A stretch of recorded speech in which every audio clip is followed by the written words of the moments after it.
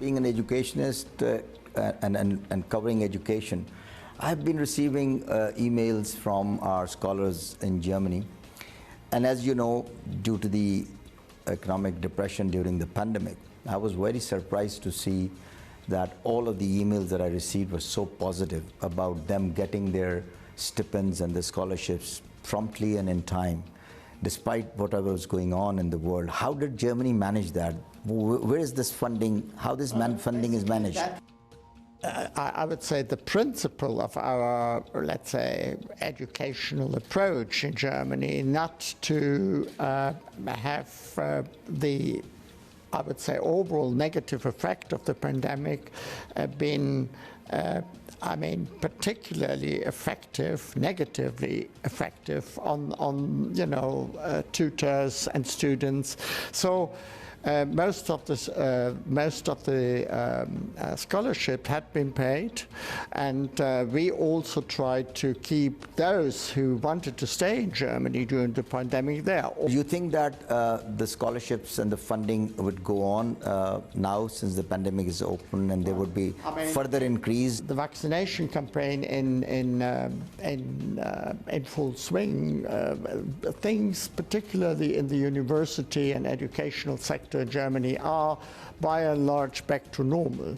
So I would assume that also scholarships and, you know, assistance handed out to students, tutors, professors will basically remain the same as they had been before the pandemic. The latest report that I read out of your labor chief was telling that almost about 400,000 workers would now be required every year. Do you think that Pakistanis would get benefit out of that, of this region, maybe South Asia? Well, certainly, yes. I mean, this Skilled Workers Act, Skilled Workers Employment Act, is in force since, I would say, spring 2020.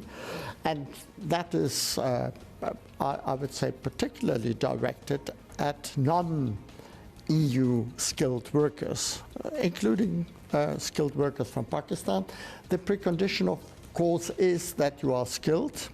It's aimed at skilled workers, so you need to have a I would say vocational qualification, either from Germany or a qualification that is considered to be or recognized as equivalent in Germany. So if that is, if these conditions are fulfilled, yes, everybody is invited, and of course you can increase your chances if you are particularly focused on areas that where we have a shortage of skilled workers. That's particularly the medical sector, nurses and elderly care. It's the engineering sector. It's to some extent also natural science, IT.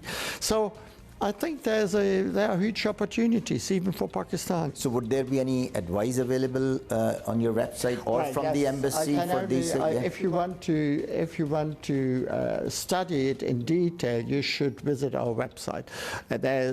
Everything that you need to know is being elaborated there. Thank you very much, and thank you for your time, Excellency. Thank you very much for having me. And this was very informative. Thank you very much. Thank you very much.